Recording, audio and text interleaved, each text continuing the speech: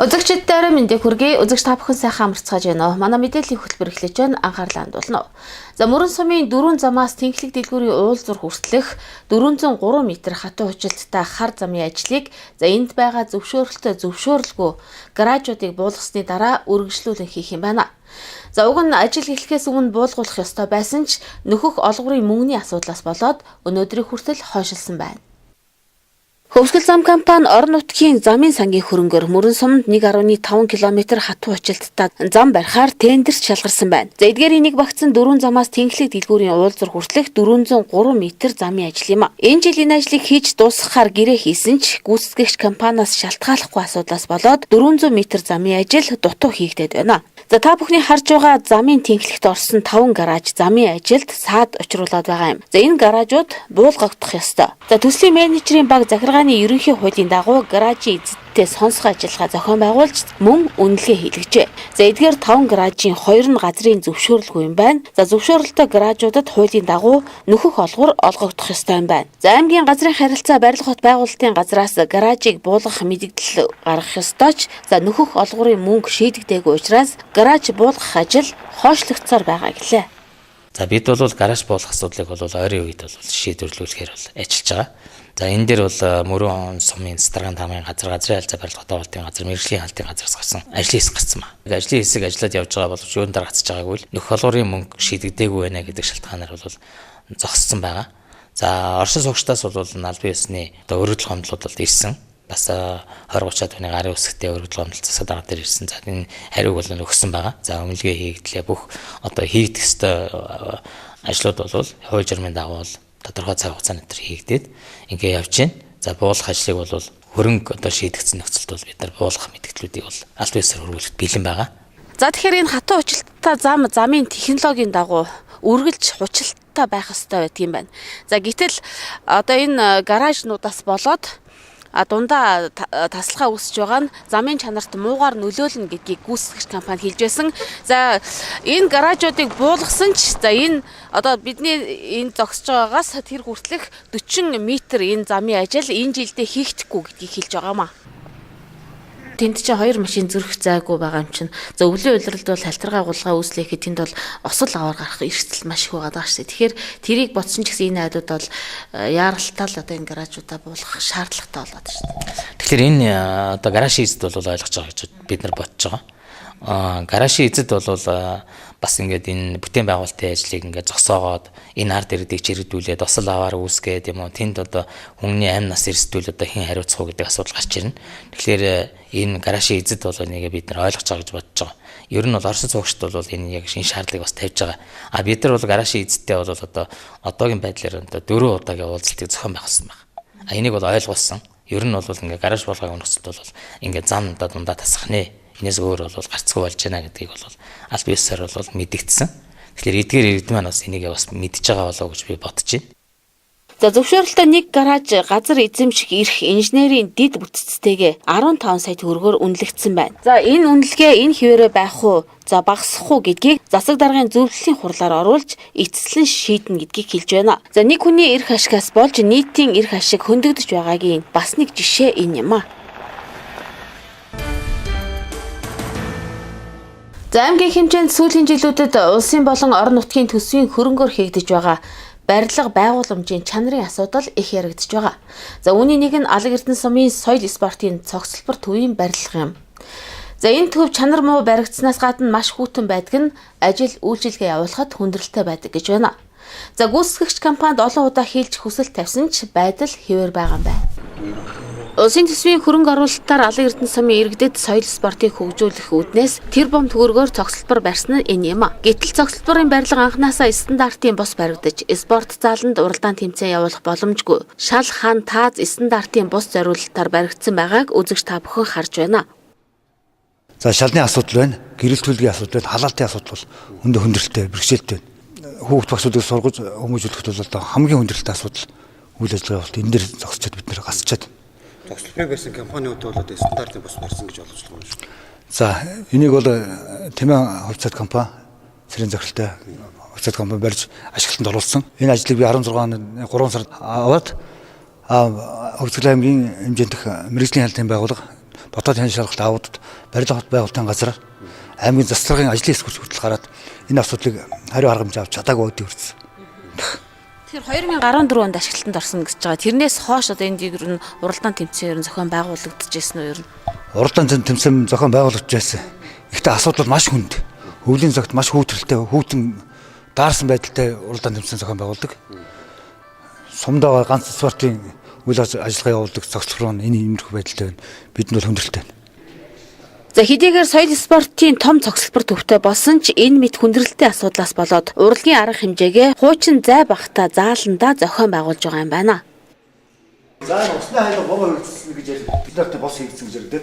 Энээсээ болж наашаага тусаад нь орж ирээд нэвтрээд одоо энэ хандлага ороод одоо ингэ мөөгдөрт их үүсвэн гараад ирсэн. Одоо энэ чинь доошоо нэвтээ доод давхар руугаа бас ингэ ороод хандлага ороод ингэ гараад ирсэн.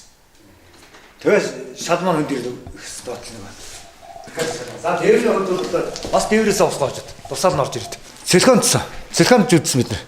Сэлхамд үзээ сэлхэм тогтохгүй сүйд одоо энэ дгөө цас мөснө ус гоож ирээд эндээ юун дээр дээврийн өндөр ингэж дүүрчдэг. Тэгээ тэрийг гоожлон цоолоод одоо энэ 2 3 нөхөр цоолж доошоо ороод ирж байгаа. А энээс болоод гэрлийн цахилгааны асуудал бас мас гарах маш өндөр магадaltaй болж ирсэн. Тэнгүү зарим гэрлүүдэд салгаж орхицсан байна. Гүйцэтгэгч компанийн ер нь ирсэн үү? Гүйцэтгэгч компани бол ер нь ирдгээ. Баталгаа хугацаа дуусахаас өмнө бол ирж ирсэн. А ирээд одоо энийг ингэж хийчихэн одоо тэргээ хийчихэн. Хийсэн юм бол байхгүй. Өдрөл гарахаар айгуул намайг би айж ин айгуул занах байх. Застрагын хамгийн газрын даргын утсаар ярихад дээшээ доошоо илүү дотор битгий яриад байгаа гэсэн асуудал нэг удаа тавьсан надаа. Хин тэгш тавьсан. Тэмээн компани захирал тэрний өөрөө тэгсэн. Тийм тэрнээс айгаад би одоо шүүхрүүд агч хандаагүй шүү дээ. Би өмнөд айж байгаа нөгөө хөрсөн занал амар занал хийсэн надаа. Би айгаад боцчих хэрэг хилэм заргал залхаа хийгээ болсон. Тэгээд баталгаад хүсэн аяндаа дууссан. Тэгээд тэрнээс ашиглаж өрөөсөө. Дахиж өрөөсөө харцгаа одоо ингээд үйл ажиллагаа ингээд ийм байдалтай л байна. За тэгэхээр Алан Эрдэнэ сумын соёл спортын цогцлбор 2014 онд ашиглалтанд орсон. За улсын төсвийн хөрөнгөөр 1 тэрбум гаруй төгрөгөөр хийгдсэн энэ барилга ашиглалтанд орсон цагаас хойш ерөнхийдөө үйл ажиллагаа явуулахад хүндрэлтэй байсан гэдгийг ярьж байна. За энэ соёл спортын цогцлбор 34 өрөө тасалгаатай. За эдгээрийн дөнгөж 40% нь халдаг гэдгийг соёлын төв эрхлэгч ярьж байна. Бидний зогсож байгаа энэ өрөө бол Номын сангийн өрөө. Сая та бүхэнд бас төвийн эрхлэгч бас мэдээлэл өгсөн байгаа. Дээрээс тусаал гоожсны улмаас одоо ингээд шалан пүмбийсэн за мөн одоо хан мөөгөн зөрчсөн гэд олон хүндрэлтэй асуудал байгааг үзэгч та бүхэн харж байна. За энэ асуудлаа гүйцэтгэгч Тэмээн компанид хийсэн хэдий ч за баталгаат хугацаа 3 жилийн хугацаа дуусснаас хойш нэг ч удаа ирээгүй гэж байна. За тэр ч бүхэл ахиж энэ талаар одоо асуудал ярих юм бол хогч шүү гэж занал хийсэн асуудал гарсан гэдгийг хэлж байна. Алан Эрдэнэ сумын соёл спортын цогцлбор төв ашиглалтанд орсон жилээсээ эхлэн тусаал дусж ихэлсэн байна. Тусаал гоожсноос болж ханын будаг хуурч хавхарсан, бүр мөөгөн зөрчсөн байна. За энд соёл спортын арга хэмжээ явуулах нь бүхэл ажиллах нөхцөл хүнд. За өвлийн улиралд хувцастайгаа суудаг гэлээ. За Алан Эрдэнэ сумын соёл спортын цогцлборын 2 давхарт за орон нутгийн судлах музей байрладаг. За энэ орон нутгийн судлах музей нь 140 гаруй үзмэртэй гэдгийг хэлж байна. За тэгэхээр соёлын бит болон бит бус үеийг хадгалах, хамгаалах одоо горим гэж байдаг. За тэгвэл бид энд орж ирээд одоо 1 минут хүрэхгүй хугацаанд одоо байхад маш хүүтэн одоо дороосоо жинзэж байна. Тэгэхээр энэ одоо соёлын энэ бит болон бит өвөд одоо ямар орчин нөхцөлд хадгалагдаж байна вэ гэдг нь бас үзэгчд маань тодорхой байгаа. Барилгын нөхцөл байдлаас шалтгаалж музейн сан хөмрөг устдах эрсдэл үүсээд байгаа юм байна. Мөн гадаад дотоодын иргэд музейгээр үйлчлүүлэх боломжгүй цоожтой хаалга мөргөх болсон байна. Хариуцлага алдсан Тэмээн компаниас болж бүхэл бүтэн сумын соёл спортын үйл ажиллагаа 4 жил доголдож хүүхэд залуучууд хөгжих боломжоо хязгаарлуулж эрхээ зөрчилж байна. Цаашид улсын төсвийн зарцуулалт болон тендер нэрээр шалгарч ажил гүйцэтгэгч компаниудад хяналт тавих хэрэгтэй байгаа нь энэ байдлаас харж болохоор байгаамаа. Хамтайгаа үзэгчдтэй баярлалаа. Мэдээллийн хөлбөр хөдөө орон нутгаас бэлтгэсэн мэдээгээр үргэлжлэн танд хүрч байна. Цагаануур сум аймгийн төвөөс 270 гаруй километр аслагдсан захын сумдын нэг. За энэ сумын хувьд цэцэрлэгийн байр хүндрэлтэй асуудлын нэг байсан. За тэгвэл өнгөрсөн 2017 онд Японы өвсний үндэс төслийн дэмжлэгтэйгээр их засвар хийж за өнөөдөр хүүхдүүд 5 тухтай орчинд сурч хүмүүжиж байна.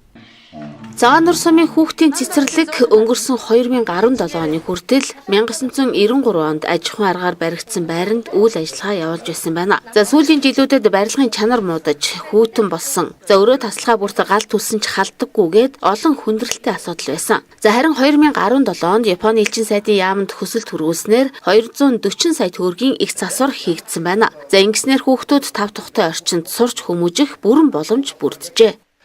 Халаалтын зуухтай болсон, хаалга цонх бүгд шинээр солигдсон. Таазнаас ингээд ус их ордог байсан. Одоо төмөр дээвэрлж ус орохгүй болсон. Зэрэг одоо ингээд шалны дулаалга ингээд байшин гэрн дөрвөн талаас нь ич бүрэн одоо их засвар хийж өнөөдөр одоо бид нэр сургуулийн өмнөх насны 140 хүүхдийг одоо өнөөдөр цэцэрлэгтээ дөрвөн бүлэгт хүлээж аваад одоо үйл ажиллагаагаа явуулж байна. Цагаан нур сум цэцэрлэгийн насны 240 гаруй хүүхэдтэй. Сумын төвийн хүүхдүүд цэцэрлэгт бүрэн хамрагдаж байгаа. За харин баруун зүүн тайг, хогорго зэрэг хөдөө багуудын айл өрхийн хүүхдүүдийг зуны нүүдлийн гэр цэцэрлэгт хамруулдаг юм байна. За тодорхойлбол жил бүр нүүдлийн гэр цэцэрлэгт 90 гаруй хүүхдийг хамруулан сургадаг байна. За улсын хурлын гишүүн Мөнхбаатар тойрогтой ажиллах үеэрээ тойргийнхаа бүх сумдад ажилласан талаарх мэдээллийг үзэгч та бүхэндээ бид сурлаар хүргэж байгаа. Тэрээр ханх суманд ажиллах үеэрээ ханхын бомтын үйл ажиллагаатай танилцлаа. За ханхчуудын төдийгүй хөвсгөлчүүдийн хамгийн их хүсч хүлээлттэй байгаа асуудал бол ханх мондын бомтыг олон улсын зэрэглэлтэй болгох юм а. За энэ асуудлыг улсын хурлын гишүүн Мөнхбаатар холбогдох яамд уламжилснаа хэллээ.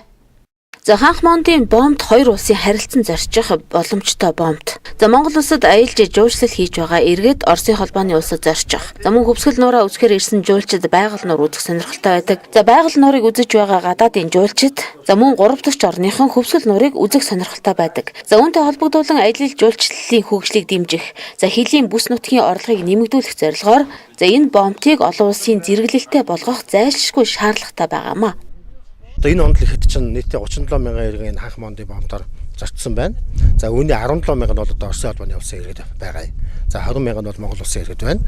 За 3 дахь оны олон иргэд бас энэ бомб дээр одоо зорчхоор одоо мэдээлэл бас багтаагаас бол ирдэг. Тэгээд 2 оны зэрэгэлтэй учраас одоо буцдаг байгаа. Ийм учраас энэ чиглэлээр нь бас гадаад иргэн яам, хууль зүйн дотоод иргэн яамд бас бид асуудлуудаа тавьж байгаа. За Оросын холбооны улсын засгийн газарт бас холбогдох байгууллагуудад хандсан байгаа. Ингээд хоёр улсын хэлцээрээр олон улсын бомбдуулах юм бол манай Хөсгөл аймгийн маань одоо хөгжил дэвшилтч бас тодорхой нэмэр оруулна. За энэ бүс нутгийн иргэдийн одоо амжиргааг дэмжих, мөн аялал жуулчлалыг хөгжүүлэхэд их том төлөвлөс болох юм байгаа. За Монгол улсын засгийн газрын хувьд бол бас энэ бомбын үйл ажиллагааг бас дэмжсэн олон арга хэмжээ авч байгааг нэг нь бол энэ ханх мондын чиглэлийн одоо 23 км замыг одоо 14.3 тэрбум төгрөгийн хөрөнгө оруулалтаар одоо барьж байгууллаа. За ингээд одоо энэхүү ашиглалтанд ороод байж байна.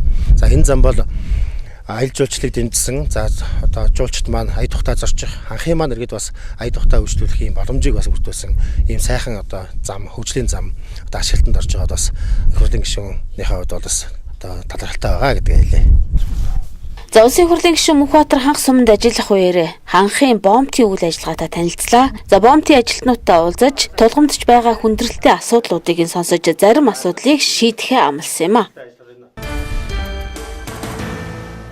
Бид үзэгч та бүхэндээ Тэнгэрийн цаг мэдээллийн хөтөлбөрөөр хүргэлээ. Анхаарлаа хандуулсан үзэгч та бүхэндээ баярлалаа.